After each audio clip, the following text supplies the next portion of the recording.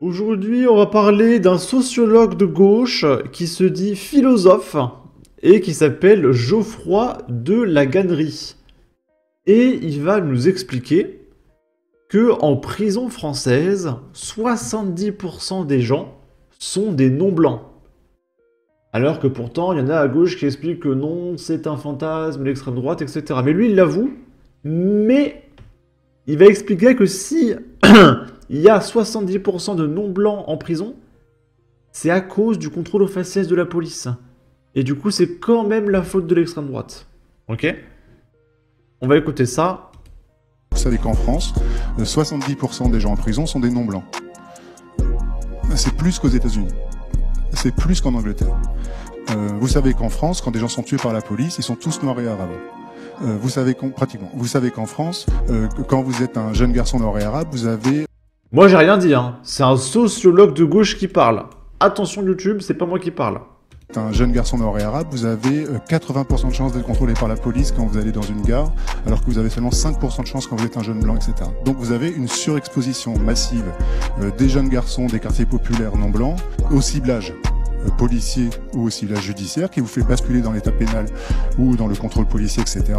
qui, à l'inverse, immunise, protège, exempte d'autres types de catégories dominantes, la bourgeoisie, les blancs, etc. Alors, on va le voir après, mais il ment. Les policiers font pas des contrôles aux faciès, ils font des contrôles à la dégaine. En réalité, on s'en fout que tu sois noir, blanc, japonais, arabe, on s'en fout. Juste, si tu marches comme une racaille, en doudoune, avec une chaîne en or, un jogging, avec écrit The North Face dessus, tu vas être contrôlé. Peu importe ta couleur de peau. À partir de ce moment-là, ce qu'un individu dans un roman pouvait dire, bah c'est bizarre, moi je suis pas contrôlé quand je suis sorti de mon train à Gare du Nord alors que Parce que t'es bien habillé. C'est tout. j'ai vu un noir se faire contrôler. Et donc c'est pas juste, ok.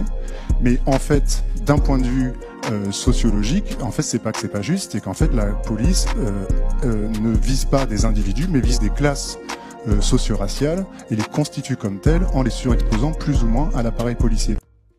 Bon, alors premièrement, ce qu'il dit n'a aucun sens, parce qu'il explique que c'est la population en prison qui est non blanche, pas les gens victimes de contrôle aux faciès. Donc là, tu es en train de nous dire que ceux qui vivent un contrôle aux faciès étaient en effet coupables et ont été emmenés en prison. Donc tu es en train de nous dire que les policiers ont eu raison de faire un contrôle aux faciès.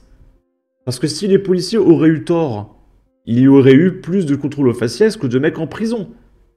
Donc là, tu es complètement en train de valider que le contrôle aux faciès fonctionne totalement. Et comment on fait pour les mecs qui tuent des gens? Est-ce que c'est du contrôle aux faciès d'arrêter des mecs comme ce gars-là qui a attaqué au couteau une nana, une mère de famille, directement dans son appartement? Est-ce que c'est un contrôle aux faciès? Je sais pas. Mais bref, il y a Vincent Lapierre qui en parle. On va l'écouter. Quand tu parles aux policiers, qu'est-ce qu'ils te disent? Ils te disent que, évidemment qu'ils vont contrôler un mec Lacoste TN casquette plutôt qu'un papy avec son chien. Enfin, c'est évident, non? D'ailleurs, il y a des études qui sont sorties, scientifiques, pour montrer que ce n'est pas la couleur de la peau qui détermine le contrôle. La principale variable, le principal déterminant des contrôles des polices, c'est la tenue vestimentaire. Et d'ailleurs, pour une raison très simple, c'est que les racailles qui s'habillent en casquette Lacoste TN s'habillent comme ça pour une raison simple, c'est qu'elles veulent être reconnues comme faisant partie de ce groupe de population. C'est un marqueur social. Tu t'habilles d'une façon pour montrer que tu es un certain type de personne, tu comprends? Quand il dit TN, je me demande s'il parle pas de The North Face, justement. À mon avis. Bon bref, vous l'aurez compris, ça a été débunk depuis très longtemps. S'ils sont contrôlés, c'est parce qu'ils ont une dégaine de racaille, c'est tout. Et là, il y a un mec, tout le monde sait pourquoi le contrôle aux faciès est pertinent, même les concernés le disent. Est-ce que selon toi, le contrôle aux faciès c'est une bonne chose? Contrôler une personne par rapport à son accoutrement? Non, c'est pas bien, c'est pas bien. Pourquoi? Parce que ça peut être vu comme du racisme. Tu t'es déjà fait voler ton téléphone? Non. Jamais? Est-ce que tu as déjà entendu une personne qui s'était fait voler son téléphone? Ouais. Généralement, c'était un quoi le voleur? Honnêtement. Généralement, c'était un quoi? C'était soit un Renault, soit un Rebeu. Donc au final, le contrôle faciès, c'est une bonne chose ou pas? Non, c'est pas une bonne chose. Mais- Ça veut rien dire. C'est-à-dire, ça veut rien Ça dire. devrait, là, c'était un Renault, un Rebeu, peut-être. Il y a même des blancs qui volent. Ok. Bien entendu. Ça veut rien dire. Mais les probabilités. Les probabilités, peut-être, elles sont plus élevées chez nous. Donc le contrôle faciès, c'est justifié ou pas? Non. Donc, c'est si un contradictoire enquêteur- que je dis un peu, mais vas-y, c'est parce que. Donc un enquêteur, par exemple, lorsqu'il enquête, il est censé faire des hypothèses, n'est-ce pas? Ouais. Et du coup, les probabilités rentrent en compte. Donc s'il a plus de chances que le tueur soit un tel, on est censé l'ignorer selon toi? Non. Donc au final, le contrôle faciès, ça fonctionne? Peut-être que ça fonctionne, mais c'est pas une bonne chose. Ah, ok. D'accord, c'est pas une bonne chose de pointer du doigt une évidence. Voilà. C'est mon avis. Merci. Ok, et donc le mec là, c'était Alex, un mec très connu. Mais c'est pas de la couleur de peau, hein, c'est vraiment de la dégaine. Hein, faut pas généraliser ça. À la couleur de peau, Ça s'il dit vous qu'en plaît. France, Là, on parle souvent d'une justice surchargée, mais peu de Français réalisent que 42% de l'activité des tribunaux administratifs concerne le contentieux des étrangers. Asile, OQTF, expulsion, etc. Donc ça veut dire que si vous avez un contentieux avec la justice et que vous avez rendez-vous dans 1 an et demi, si c'est aussi long que ça, c'est parce que la justice est débordée par le traitement des dossiers des OQTF, des expulsions, des mecs en demande d'asile, etc. Logiquement, la première juridiction administrative de France est la Cour nationale du droit d'asile. Pour comparaison, le deuxième contentieux administratif ne compte que pour 10%. Il concerne les fonctionnaires et agents publics. Le contentieux des étrangers est un droit illisible, issu de plusieurs empilements de lois et dont les recours sont suspensifs, ce qui veut dire qu'ils empêchent l'exécution de la décision tant que l'appel n'a pas été rendu.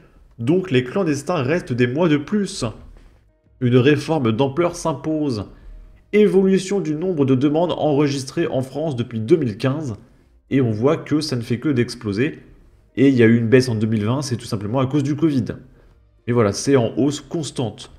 Donc la justice déborde de demandes, et on l'avait vu que le budget du ministère de la Justice coûte plus de 10 milliards d'euros, et chaque année son budget est augmenté. Parce qu'ils ont trop de trucs à gérer. Entre les attaques au coup de couteau, les OQTF, les machins, ils sont débordés. Là, on va parler d'un mec qui a dit « Je vais te tuer, je vais te faire une Mohamed Amra. Tu pues de la teuche. » Retour en prison pour Tariq Bouzaknoun, qui s'en prend aux gendarmes à Mouy dans le 60. Et la justice a recueilli 21 pages de retranscription d'insultes non-stop. Et du coup, si on arrête Tariq Bouzaknoun, est-ce que c'est du contrôle au faciès? Est-ce qu'on devrait lui laisser une 43e chance, malgré ces 21 pages de retranscription d'insultes? Je sais pas. Pour rappel, Mohamed Amra s'est évadé de la prison d'Évreux le 14 mai dernier. Pour qu'il s'évade, les fourgons pénitentiaires ont été attaqués et 2 agents ont été tués.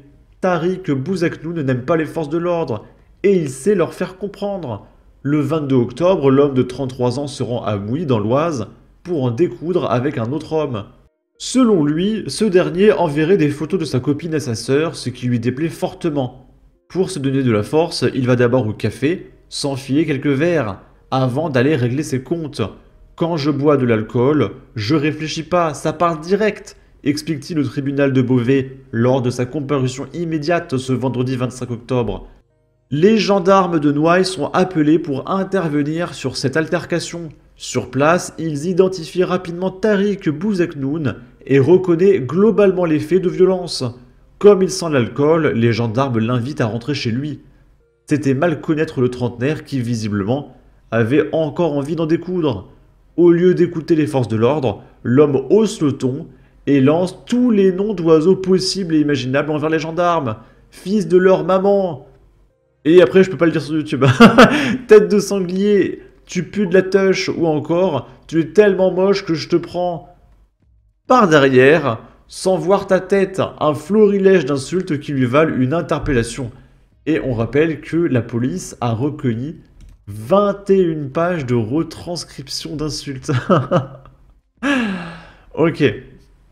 Sur ce, n'hésitez pas à donner votre avis, votre opinion, à partager, liker, commenter, ça aidera au référencement de la vidéo sur YouTube. Abonnez-vous, suivez-moi sur Twitter, prenez soin de vous, salut!